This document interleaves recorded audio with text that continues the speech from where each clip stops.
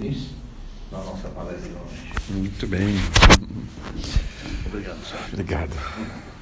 Muito boa noite, estamos de volta. A gente está conversando um pouquinho mais tarde, então você pode 5 avançar minutos. um pouco. Pode passar 5. Não, pode passar 10. 7, 8, 9. Isso. Tá. Se você quiser.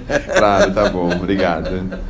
Muito bem, nós vamos falar alguns assuntos. É porque ele sempre fica me cobrando horário, que ele quer acabar em cima, então eu falo, não, hoje você pode falar mais. Pode ir um pouco mais. Hoje, e ele é agradabilíssimo quando fala, então é bom ouvi-lo falar. Tá bom, obrigado, bondade sua, obrigado. Muito bem, nós vamos falar alguns assuntos, não é? Acho que a mensagenzinha tinha intitulado aí Assuntos, e é uma sugestão curiosa, interessante, que muitos de nós não tínhamos pensado até hoje. Olha que legal. Ela está sugerindo para a gente que quando o assunto ficar desagradável, ruim, difícil, que a gente arrume um caminho, um escaninho, uma saída, alguma coisa para a gente mudar um pouquinho a diretriz daquele assunto. E não sei se acontece com vocês, nós temos tido nos últimos meses assuntos tão desagradáveis, nós temos visto aí, é um combate, é uma confusão, a gente tem visto notícias infelizes aí de governos, notícias infelizes de diversos caminhos, diversas direções, e não raras vezes isso acontece em família.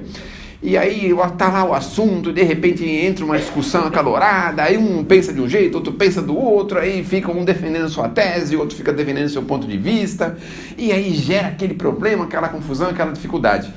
Mas o nosso companheiro espiritual Emmanuel, quem colocou esta mensagem num livro interessante chamado Cura, tem um livrinho do Emmanuel, que deve ter aqui na biblioteca aqui do Clóvis, tem um nome dele, o nome do livro é Cura, e na capa desse livro tem Jesus, assim, atendendo a uma criança doente. É muito bonita a capa desse livro. Bom, e neste livro, Cura, a gente encontra esta mensagem, Assuntos. E ele veio, parece que muito a calhar no momento que nós estamos vivendo. Porque realmente a gente muitas vezes não se lembra que as pessoas que escrevem, que comentam, que noticiam, que criam situações às vezes difíceis para as outras pessoas, também são médiums. Nós muitas vezes esquecemos disso. Existe um relato muito interessante, muito curioso, que está registrado na obra do André Luiz, eu não consigo precisar agora qual dos livros, mas o André Luiz fala de um grupo de pessoas que estavam interessadas em denegrir a imagem de uma outra pessoa. Um grupo de espíritos mesmo, bem infelizes. E aí eles estão lá conversando num bar, um ambiente bem propício, né, para a gente se ligar com as forças infelizes da Terra, num bar. E aí dentro desse bar ele está lá conversando com um amigo e essas entidades então encontram ele lá e falam, bom, vamos utilizá-lo para ele iniciar um processo de descrédito, iniciar um processo para a gente acabar com essa pessoa. Era se não me engano, era uma senhora que era o alvo deste escritor, deste jornalista. E aí eles se achegam perto dele e ele começa a ter algumas ideias. Então, naturalmente, ele pega ali um papel, uma caneta e começa a anotar essas ideias do assunto que ele queria, o assunto que era o assunto principal, que era atacar ou desmerecer, fazer uma situação complicada e difícil para essa pessoa. E então ele começa a escrever, começa a surgir assim uma ideia atrás da outra. E ele fala, puxa vida, está sendo boa, talvez tenha sido a bebida que eu bebi aqui, me motivou o cérebro, não é? Me deu um negócio assim impressionante. E aí ele está sentado lá, entra num cantinho, vai num cantinho de uma mesa lá mais reservada e começa a escrever longamente a respeito do assunto. E aí o assunto vai se desdobrando de um jeito, de outro, ele vai encontrando como vai colocar a situação, como é que ele vai escrever desse jeito, como é que vai ser o efeito daquele outro jeito, se ele não escrever assim, se ele escrever daquele jeito. Olha, ele consegue fazer uma matéria em alguns instantes dentro de um bar, sob a inspiração de diversos irmãos espirituais infelizes que estavam ali junto dele, com esse único propósito, com esse único objetivo. A gente se esquece que os escritores, as pessoas ligadas às mídias e todos nós somos médiums, nós esquecemos disso. E a lição claramente mostra pra gente que quando a gente conseguir identificar um assunto que não seja um assunto cristão, não é? Porque no fim da mensagem ele fala assim, dá um jeitinho com muito cuidado de buscar uma saída, buscar uma via paralela, uma via oblíqua, uma outra via, para você desviar o assunto com muito jeitinho, com muita sabedoria, para você ir para outra direção. E aí no final ele dá uma sugestão, não é? E se for possível também, aproveite e fale um pouquinho de Jesus, não é? Porque não é muito difícil a gente lembrar como que foi a ideia sobre Jesus e como Jesus viveu os seus últimos dias. Então Jesus foi assim, foi escarnecido, foi malbaratado, ele foi, por assim dizer, escarnecido pela grande, a grande voz dominante da época, não é? E aí iniciou-se um processo de captura de Jesus, porque era tido como um malfeitor vulgar, era tido como um revolucionário, como uma pessoa que precisava sair de circulação. E aí capturaram Jesus através de uma trama muito bem elaborada, não é? E levaram Jesus à prisão, e depois da prisão eles deram satisfação a César, que na época era o governo dominante, que era Roma, e disseram: olha, esse camarada aí é um conspirador, ele está conspirando contra todo mundo, e nós temos prova disso, porque nós temos testemunha, nós temos isso, temos aquilo, né? Eles tinham toda uma ideia formada de como iam fazer isso. E aí levaram Jesus para julgamento. O julgador, por assim dizer, também uma pessoa extremamente política, não é? Assim, o politicamente correto, né? Vamos dizer assim, que ele não quis criar nenhum tipo de embaraço perante o seu público ali, não é? Então ele ficou ali pensando se ele falasse sim, se ele falasse não, se ele devolvesse ou soltasse Jesus, como é que ia ficar a reputação dele perante os judeus. Então ele ficou pensando nisso, que ele também tinha aspirações políticas no futuro, que isso podia prejudicar a vida dele. E por fim, na hora da sentença final, a gente vê que ele teve um sonho, não é? Todo mundo se lembra dessa passagem, que ele teve um sonho. Aliás, ele não, a esposa teve um sonho.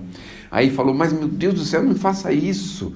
Eu sonhei que você estava colocando sangue de um inocente, de uma criança inocente, derramando o sangue de um inocente. E ele imaginou uma criança, não associou com aquela situação. E aí ele faz aquelas perguntas infelizes, né? Dizendo assim: quem vocês querem que eu solte? Jesus, o conspirador, ou Barrabás, o assassino? E o que nós respondemos? Vocês lembram? Nós estávamos lá. Muitos de nós. Parece que não, né? Mas a gente estava lá. Sabe por quê? Porque a gente escolheu largar o assassino, soltar o assassino, soltar o criminoso, por assim dizer, e nós fomos, em tese, condenados a conviver com os criminosos até hoje. Vejam só. Olha aí como é que foi complicada a nossa decisão. Se nós tivéssemos soltado Jesus, eu nem sei em que condição estaria o planeta hoje, mas eu tenho certeza que a gente estaria numa condição talvez 2000 anos mais avançada. Então nós ficamos rodando em círculo por conta de um malfeitor, não é? Durante 2000 anos a gente não consegue expurgá-los do mundo, a gente tem que conviver com eles, a gente sofre um assédio terrível, porque no fundo é 1% da população mundial que consegue atemorizar 99% da população. Vejam como é que situação que nós ficamos por uma escolha infeliz. Mas os benfeitores amigos dizem pra gente que essa escolha, na verdade, não foi uma escolha assim, nossa, pessoal. Porque o que Jesus tinha praticado de crime? O crime que ele tinha feito era ajudado um, dado saúde para o outro, levantado aquele outro, feito aquilo para aquele outro, feito não sei o que para não sei quem. Ele só tinha favorecido as pessoas, só tinha ajudado, só tinha trabalhado para o bem das pessoas. Esse era o crime de Jesus. Porque ele fez no sábado, fez um trabalho no sábado. Meu Deus, que crime terrível, trabalhar no sábado. Olha só, se a gente soubesse, não é mesmo? A gente teria escolhido Jesus, porque aí, se a gente fosse trabalhar no sábado, a gente teria um motivo de dizer: não, mas Jesus também trabalhava, né? Agora a gente escolheu o Barrabás, e o Barrabás não trabalha de sábado, nem domingo. Então, aí ele trabalha só nas horas convenientes, né? Então, tem alguns que vestem uma toga preta que tem um nome interessante, chama TQQ, terça, quarta e quinta. Já viram isso? É terça, quarta e quinta. Alguns outros têm outros tipos de vestimentas, né? E usam outros dias da semana, mas não é o nosso problema aqui. A sugestão de usarmos Jesus como referência é justamente essa, porque nós não temos ninguém na terra que possa se igualar a Jesus, mesmo nessas últimas horas. Então as pessoas podem dizer que estão sendo injustiçadas, que estão isso, que estão aquilo outro. Olha, espera um pouquinho. Vamos pensar, puxa vida, mas nós estamos cometendo injustiça há 2000 anos. Há 2000 anos a gente está cometendo injustiça. Então nós chegamos lá no julgamento infeliz e nós escolhemos o pior. Nós chegamos lá no momento crucial e nós escolhemos o pior. Nós chegamos lá no momento que a gente poderia fazer alguma coisa e não fizemos nada. Por quê? Porque as inteligências estavam sob o guande, sob a influência de inteligências desencarnadas. Vocês sabiam disso? Que nós tomamos aquela decisão, não por nós, porque médiums que nós éramos e somos, o que nós fizemos? Escutamos a má mediunidade. E aí começou um levante, crucifica, crucifica. Aí começa, né? Aquele povo gritar, gritar, gritar. A gente entra nessa, a tal Maria vai com as outras e a gente foi nesse caminho infeliz e condenamos Jesus. Então a ideia de Emmanuel é justamente essa. Surgiu um assunto infeliz que você sente que não vai trazer nada, não vai acrescentar nada, não vai favorecer em nada. Vai devagarzinho, assim, envolve em um algodão de bondade, assim, sabe? Então, vamos tentar ver se a gente consegue encontrar um exemplo para isso, né? Então, sei lá, a pessoa está falando mal do seu time, por exemplo, né? Não precisa dizer as glórias que ele já teve, jogadores que já comprou, os futuros jogadores que vão entrar, não precisa de nada disso. Mas você fala, bom, todos os times têm momentos ruins, pode ser que o meu esteja passando por um momento ruim, não é? Porque todos tiveram. Eu me lembro que na década de 70 teve um time aí que tinha a cor preto e branco, ficou 20 anos sem ganhar nada, não foi? Não posso dizer o nome, porque senão as pessoas vão ficar ofendidas aqui, não é? Mas não foi. Então não passam dificuldades? Então passa, o vermelho e branco passa, o verde passa, o preto passa, o branco, todos passam. São momentos. Se a gente vai buscar a Copa do Mundo também, os países também passam situações complicadas, né? Você não vai imaginar que o Japão vai ganhar, não sei de quem lá, de um time europeu. Meu Deus do céu, que coisa louca. Então os times passam dificuldades, passam problemas. Então é uma forma da gente envolver o assunto de uma forma que não chegue a ficar inflamado, não é? Porque normalmente as pessoas querem demonstrar que o dele é melhor, é maior e é melhor, tem mais título, tem mais não sei o quê, e que ganhou o Mundial e tudo isso, não é?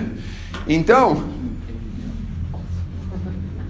é um problema lascado essa história de Mundial, viu? A gente recebe cada piadinha com essa história lascada, né? Puxa vida, deixa ele, o que tem? Não tem problema nenhum, não tem problema nenhum. Mas aí vem outros assuntos, aí vem um assunto de carro, por exemplo, entre os homens, né? Entre as mulheres é um assunto de sapato, de roupa, de cabelo, tinta de cabelo. E aí vem aquela discussão acalorada, não, a melhor tinta é a Márcia, não, a minha não é a Márcia, não. A minha... Vocês sabiam que a melhor tinta de cabelo é Márcia, que se chama Márcia? É a mais barata e a melhor que tem. Então, eu sou patrocinado por ela, então por isso que eu estou fazendo aqui essa propaganda. Então, a gente vai para diversos assuntos. A gente vai chegar naquele famoso, tão complicado, tão contraditório que é a política, né? Vamos falar que o fulano foi assim, que não devia ser assado, que o fulano não devia estar em tal lugar, que o outro não devia estar em tal lugar. Então a gente precisa achar um jeitinho, com muito jeitinho, e pensar assim, bom, gente, nós precisamos também, sei lá, dar um tempo, vamos ver o que vai acontecer, vamos esperar, porque agora também o que nós vamos fazer? Vamos fazer o quê? Não é? Então vamos dar um tempo, 1 ano, 2 anos, 3 anos, se tiver alguma coisa que for muito ruim, muito errada, porque esse camarada, sozinho, ele vai se denunciar, óbvio que vai acontecer isso. Antigamente levava anos para as pessoas mostrarem quem elas eram, não é? Hoje não, com os meios sociais que nós temos, as mídias sociais, aí tem câmera para tudo quanto é lado, tem gente fazendo coisas que você nem imagina. De repente você está lavando o seu carro lá, o seu vizinho está filmando você para ver quantos baldes você gastou de água, para ver se você está economizando água, essas coisas, né? Ou então ele está filmando lá para ver se o seu cachorro é aquele que passa lá e deixa a marca registrada dele lá na calçada dele. Então hoje não dá para a gente ser hipócrita há muito tempo, não é? O tempo vai devagarzinho mostrando para a gente, meu amigo, o negócio não é assim. Então vejam a dificuldade agora dos nossos irmãos malfeitores. Todo lugar tem uma câmera, hoje em dia identifica uma pessoa rapidamente. Antigamente, tinha um gatuno aí reunia um monte de gente da vizinhança para ficar acordado, para ver se ele aparecia lá. Não é? O Chico teve um problema desse, vamos relaxar um pouco. Senão o assunto fica pesado, né? Pelo amor de Deus, né? Então o Chico era criança, com a madrasta dele, eles começaram a plantar, fazer uma horta. Aí o Chico, a mãe e ele colhiam as verduras de manhã, ele saía com o carrinho para vender. Não é uma coisa normal, ele ajudava a mãe assim. Só que eles perceberam que começaram a tirar as verduras antes da hora. Alguém ia lá e arrancava, roubava as verduras deles. E às vezes mais da metade da verdura eles não podiam vender porque era roubada. E um dia eles descobriram que quem estava roubando era o vizinho. Então, descobriram que era o vizinho. Aí falaram, meu Deus, e agora? Como é que nós vamos resolver isso, não é? É o vizinho que está roubando, e agora? Como é que a gente faz? Aí teve aquela ideia muito sábia da mãezinha, foi lá na hora certa, adequada. Tudo bem, vizinho, que bom que você está aí, tá? Olha, nós precisamos de um favor seu. A partir de amanhã, a gente não tem muita hora para cuidar das verduras, para colher as verduras, e nós vamos deixar com você a chave lá do terreno, para você cuidar para a gente da chave do terreno. Então, quando precisar, a gente vem aqui, pega a chave com você, vai lá, você cuida pra gente do terreno. Então, pôs ele para cuidar do terreno. Então, aí ele não pôde roubar mais, porque era ele que estava cuidando, né? Então, ele se lascou todinho, né? Então, vejam só como que o assunto, como a sabedoria é interessante. Vamos pegar outra sabedoria do nosso irmão de Uberaba, de Pedro Leopoldo, e depois Uberaba, que é o Chico. Ele foi visitado por um candidato à presidência da República. Bonitão, andava de cavalo, para lá e para cá. Aí chegou lá, convocou lá um grupo de pessoas para entrevistar o Chico, obviamente, porque ele ia lá, foi na casa do Chico, aquela coisa toda, né? Década de 90, me parece que ele foi, parece que 90 e alguma coisa, né? 90 e quanto? 95, 94? Quando que foi a época dele? Não sei. Quem tem mais cabelo branco que eu deve lembrar. Aí, o que aconteceu? Na hora de sair do grupo espírita, que ele trabalhava, frequentava, os repórteres vieram com o microfone falando, senhor Chico, quer dizer que o senhor apoia aí o candidato fulano de tal, em nome dos espíritos, o senhor apoia ele? Olha só. Olha a sabedoria desse homem, né? Eles falam, mas meu filho, como é que eu posso apoiar alguém se eu estou sendo amparado aqui por 2 pessoas, estou sendo apoiado por 2 pessoas? Para poder ir para casa, eu não posso apoiar ninguém. Quem mandou ele roubar um Fiat Elba, não é mesmo? Roubou o Fiat Elba, saiu da presidência.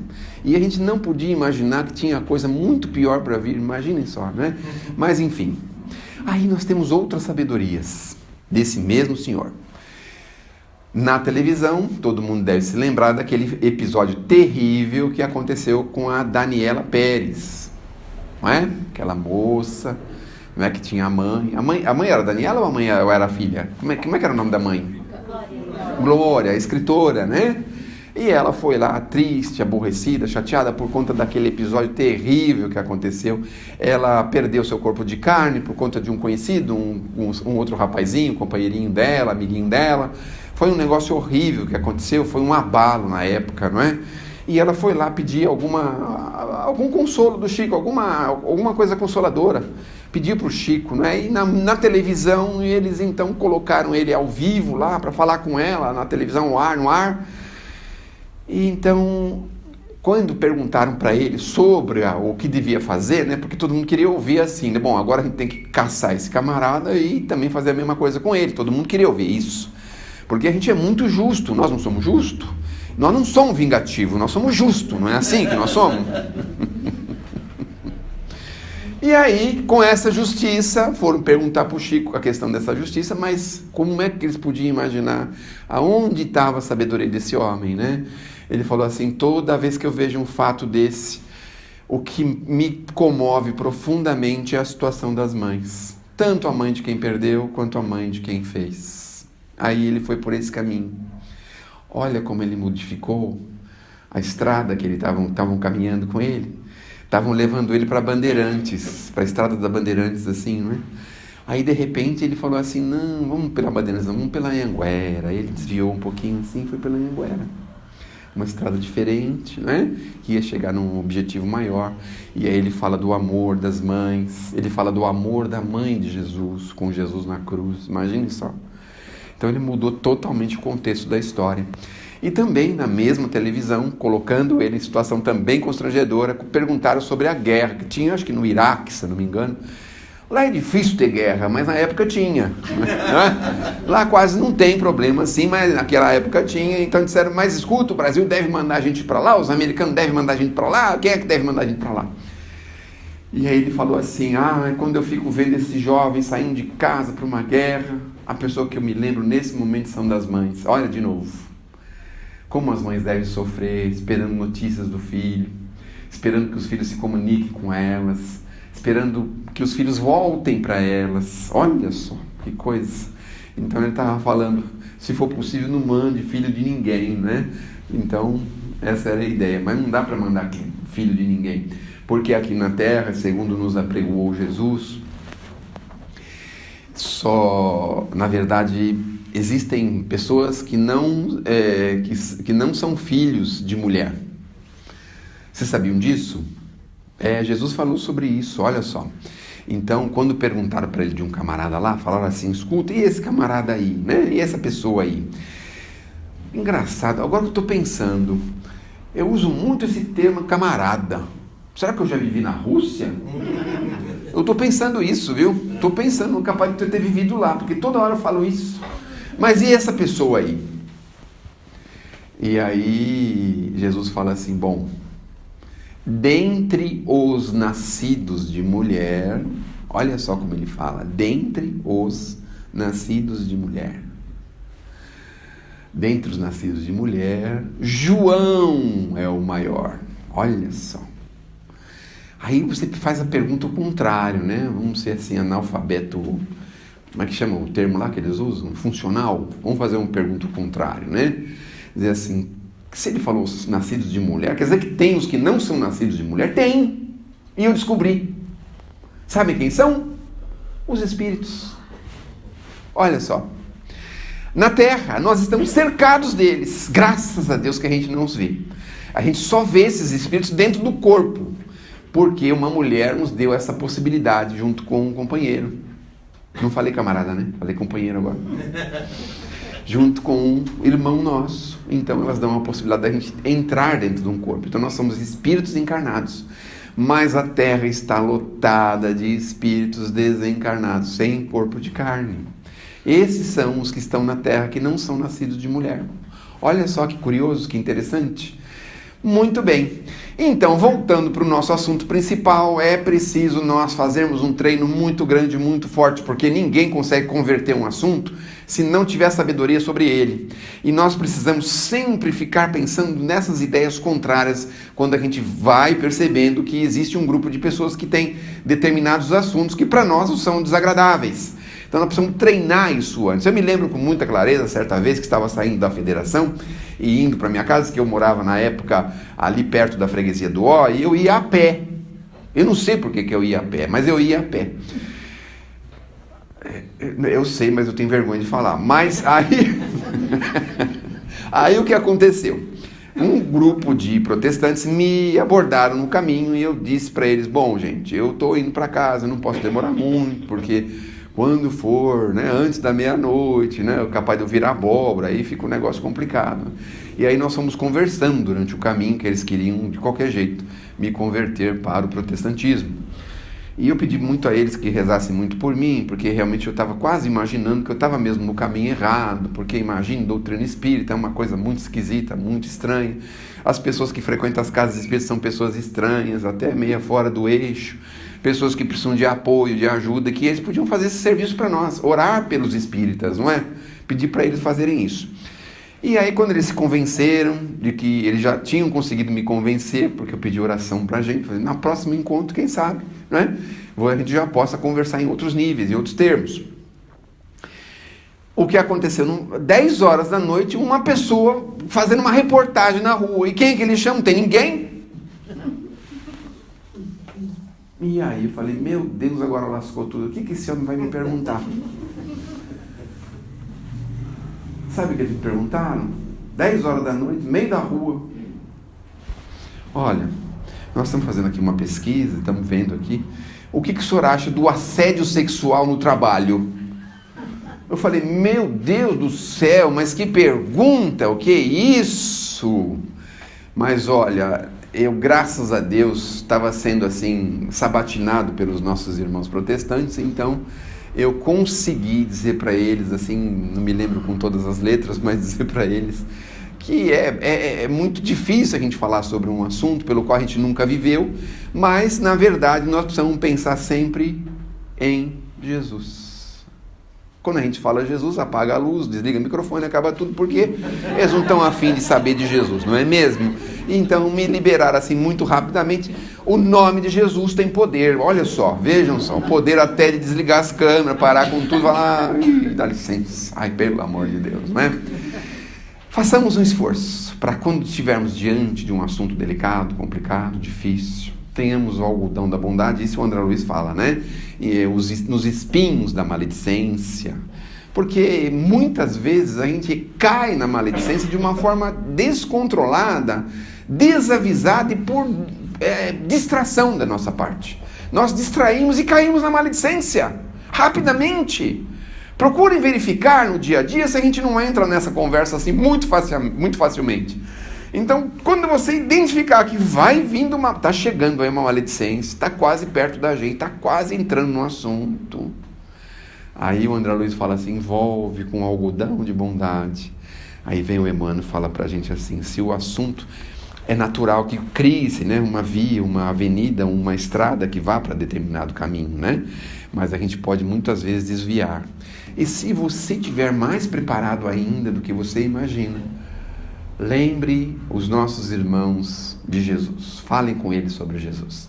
Então, significa o quê? Significa que a gente vai distorcer a ideia principal e não raras vezes as pessoas vão quase que, por assim dizer, se estancar diante de uma palavra. Quando a gente fala alguma coisa sobre Jesus, as pessoas estancam e param, não é? Não sei por que razão, mas se a gente conseguir fazer isso com muito jeitinho para que a gente possa ajudar as pessoas a pensar melhor, então a sugestão que ele nos dá é essa. Mas, de novo falamos, tomemos o extremo cuidado, necessário cuidado, porque para isso é preciso sabedoria. Quando nós começamos na doutrina, há mais ou menos 30 anos atrás, 1988, 30, né? 30 anos, é mais ou menos isso. Quando nós começamos com tanto entusiasmo, mas com tanto entusiasmo, que a gente se tornou uma pessoa insuportável. Aí fui afastado de todas as pessoas da família, todo mundo, até fui posto para fora de casa, foi uma confusão lascada. Então, quando eu estava sendo posto para fora de casa, eu disse, olha o que está escrito aqui no livro dos Espíritos, o que você está fazendo?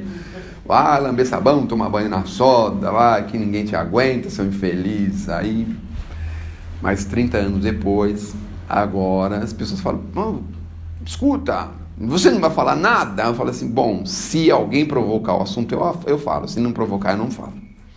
Então vai falar de doutrina espírita, se alguém provocar o assunto, aí por exemplo está lá no grupo da família, aparece a palavra reencarnação. Aí interessa pra gente, não interessa. Opa, esse assunto interessa, desliga, ninguém fala mais nada, acabou, encerrou o assunto. Lá vem o chato de galocha. Vem outro assunto aí, né? Outros assuntos associados à doutrina, aí a gente fala, opa, esse interessa. Então, quando interessa, não é? De vez em quando você coloca alguma coisa assim muito espetacular, porque todo mundo gosta de coisa espetacular, né? Então, sei lá, o que aconteceu, não sei, tal coisa aconteceu em tal lugar. Eu agora estou procurando um jeitinho de falar sobre esse fato que aconteceu lá no Rio de Janeiro. Então, uma coisa espetacular, todo mundo quer saber o que entende a doutrina, o que não entende, né? O que devia ter feito, se não devia ter feito, como é que devia ter feito. Enfim, nós vamos chegando de uma forma a encontrar um caminho para a gente poder falar sobre isso de uma forma equilibrada, de uma forma que possa edificar e, se possível for, levar isso para Jesus. Então, a ideia básica é essa, tomemos o cuidado, mas principalmente nos preparemos. Olha, a casa dá uma mensagem por semana. Eu posso dizer para vocês que isso é muito pouco. Nós precisamos buscar mais conhecimento espírita, gente. Tem tanta coisa importante para a gente conhecer. Tem tantas dúvidas que nós vamos esclarecer. Os espíritos já falaram sobre tudo que nós temos dúvidas. Então, tudo que a gente tem de questionamento já foi respondido pelos espíritos. Então, nós estamos há 150 anos nessa toada. 150 anos os espíritos respondendo para a gente todos os nossos anseios. Então, a gente perde um ente querido, por exemplo, e fala, como é que foi, como é que chegou lá, teve dor, não teve, está sofrendo, está dormindo, está acordado. Os espíritos já responderam isso fartamente para a gente. Puxa vida, aí o que aconteceu? Houve aí um problema de separação, estou com um problema emocional. Os espíritos já responderam isso fartamente para a gente. Estou com um problema de saúde que nunca imaginei que podia ter, não sabia o que aconteceu. Os espíritos já responderam isso fartamente para a gente. Poxa vida, estou passando dificuldade financeira, minha vida está difícil, as coisas estão difíceis. Os espíritos já responderam fartamente. Estou com problema de relacionamento em família, estou sem emprego, estou com esse problema, estou com aquele problema. Comprei um carro da cor que eu não gostava. Quando pensa que vai falar sério, né? Veja só, que coisa, não é? Muito bem. Então, façamos um esforço, nos preparemos, porque é muito provável que essa duvidazinha que alguns de vocês estão lançando no ar aí, esteja muito mais perto do esclarecimento do que nós podemos imaginar. Que Deus nos abençoe, que Jesus nos ilumine e que possamos sair daqui melhores do que chegamos. E também outra coisa, não desanimem. Na próxima semana, pessoas muito capacitadas vão estar aqui com vocês, tá bom? Não desanime. É só de vez em quando o Clóvis está tentando me ajudar, não é? Tentando me dar um apoio para que eu possa continuar trabalhando, porque se ele não me dá esse apoio, já pensaram eu em casa, o chato de galocha em casa, não é? Escuta, pai, não tem palestra hoje, você não vai em lugar nenhum, não tem nada para fazer hoje à noite, vai ficar em casa.